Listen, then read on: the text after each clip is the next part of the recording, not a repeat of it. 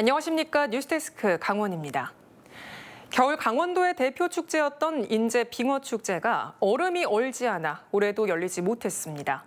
축제가 지역 경제를 움직인다는 말이 나올 정도로 지역에선 축제 영향이 큰데요.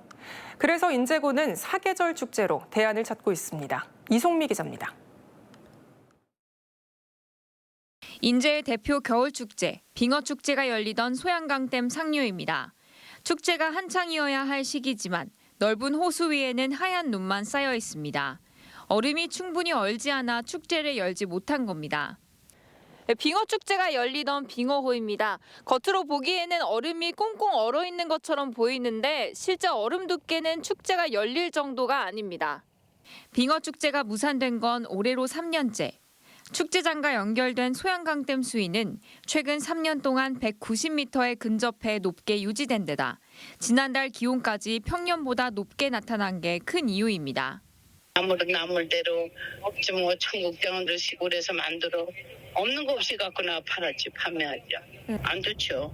그렇다고 일시적으로 댐 수위를 낮추는 것도 쉽지 않습니다. 가뭄이나 홍수 같은 특수한 상황이 아니라면 다목적댐은 일정 수위를 유지해야 합니다. 농업용수라든가 생활용수라든가 이런 부분을 많이 사용을 할 수가 있기 때문에 그 물을 활용하기 위해서는 겨울철에 물을 가둬놨다가 인제군의 고민도 깊어지고 있습니다. 겨울 축제 대신 여름에는 물놀이 축제, 가을에는 꽃 축제로 대체하고 있습니다. 기존 겨울 축제장 일대에는 사계절 이용할 수 있는 캠핑장과 수상 레저 시설도 조성하고 있습니다. 여름 축제도 열리고요.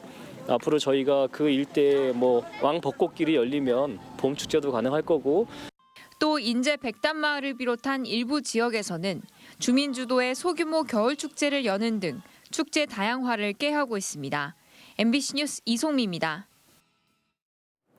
중앙선거관리위원회가 오는 6월 3일 실시되는 지방선거의 선거비용 제한액을 공고했습니다.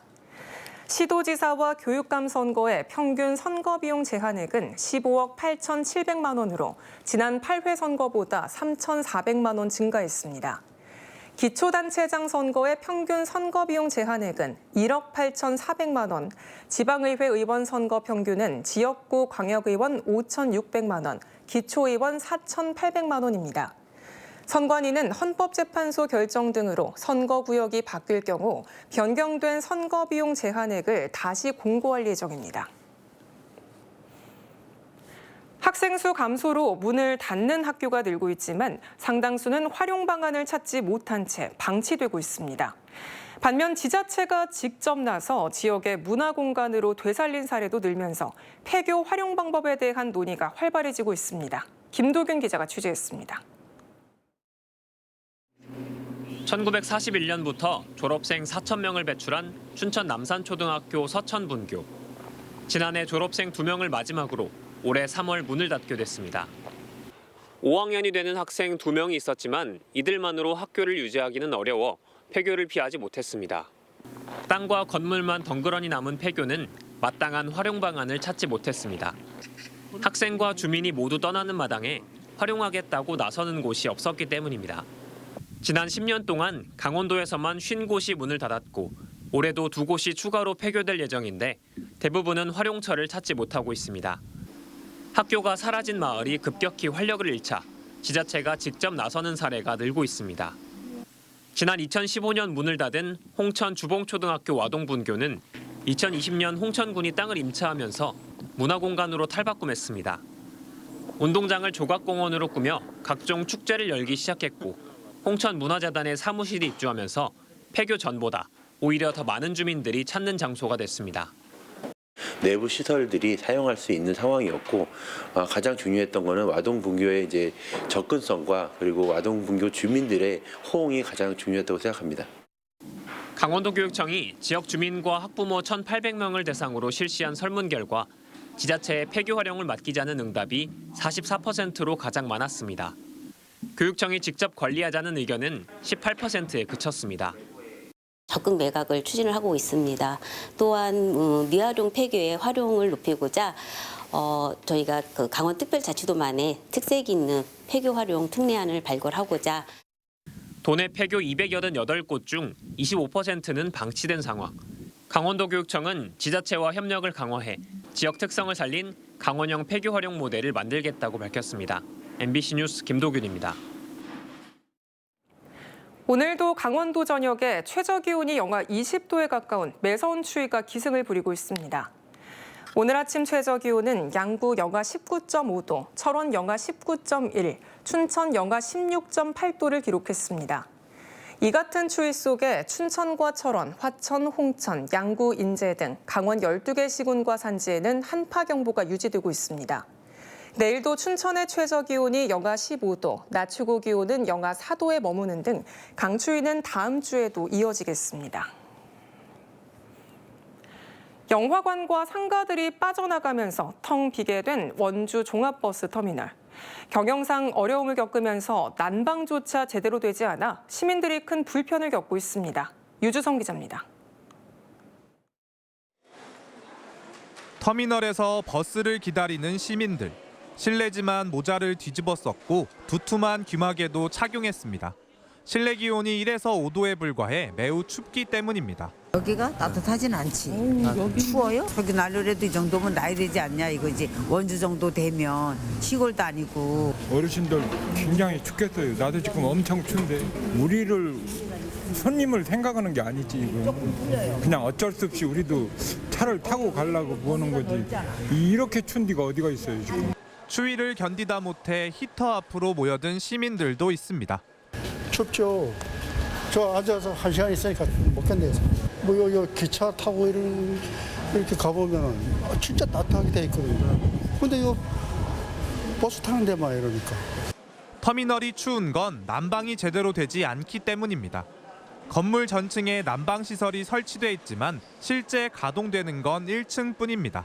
원주 종합버스 터미널은 가운데가 뻥 뚫려 있는 구조입니다. 2층부터는 모두 공실이다 보니 난방이 전혀 되고 있지 않은데 건물 전체에 찬 공기가 돌 수밖에 없습니다. 난방에 대한 민원이 지속적으로 제기되고 있지만 마땅한 대책은 없습니다.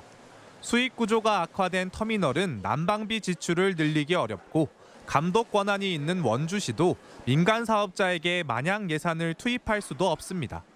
실제 난방 문제와 관련해 터미널 측은 층간 단열 효과를 높이기 위한 2층 바닥 면적 확장 공사와 난방 설비 공사 등을 진행해왔지만 충분한 난방을 하는데 경영상 어려움이 있다는 입장입니다. 원주시도 냉난방 등 환경 개선을 위한 일부 예산을 강원도를 통해 확보했지만 터미널 운영 주체가 민간 사업자라 추가 예산 투입이나 근본적인 해결책은 협의가 더 필요하다고 설명했습니다. MBC 뉴스 유주성입니다.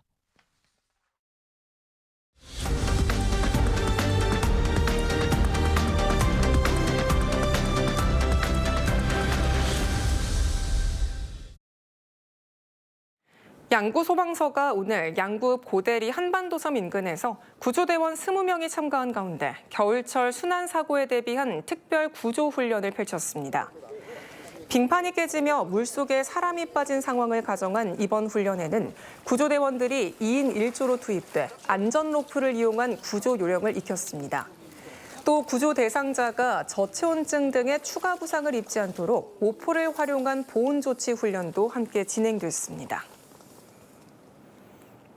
오늘 오후 12시 40분쯤 강릉시 금악동의 한 도로에서 40대가 몰던 승용차가 상가 건물로 돌진했습니다. 이 사고로 인근을 지나던 60대 행인이 차량과 부딪혀 경상을 입었고 건물 1층에 있던 제과점 유리창이 깨졌는데 건물 안에 있던 사람 중 다친 사람은 없었습니다. 운전자는 음주 상태는 아닌 것으로 조사됐습니다.